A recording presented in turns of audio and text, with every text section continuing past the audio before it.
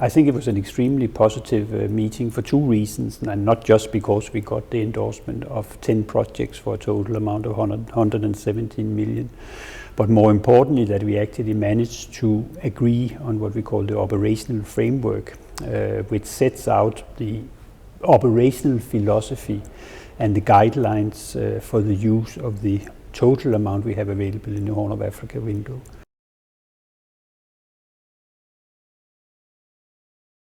All the 20 projects that we have now approved are directly relevant for the 16 priority actions that have been identified in the Valletta summit.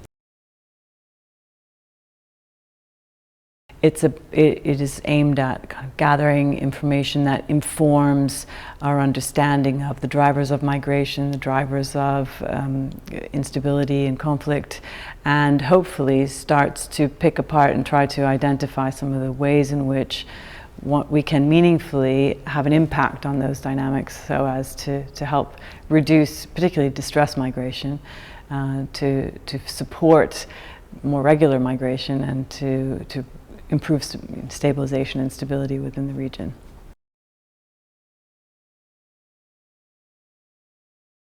We can try to from the very outset kind of create linkages between the research itself and the projects that are going on. One of the things we'll also be doing is helping to develop a framework for monitoring and evaluation of those projects that are ongoing, so that they are sort of consistent internally as a project and meeting their goals, but that they also speak to each other, and they speak to the broader goals outlined in the Valletta Summit and the action plan that followed.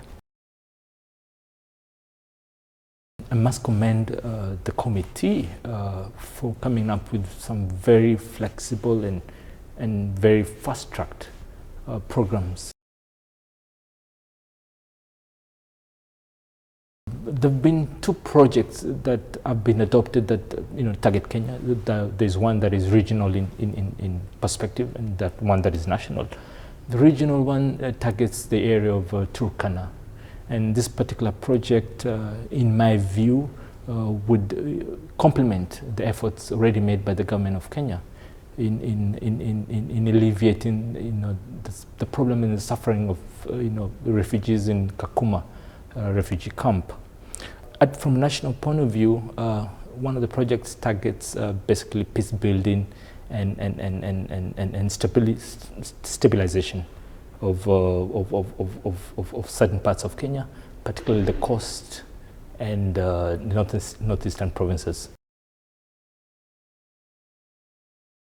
The next step is obviously to ensure that things happen on the ground, to be sure that the projects are now swiftly followed up, and that we can start showing concrete results on the ground. This is now our key priorities for the coming months.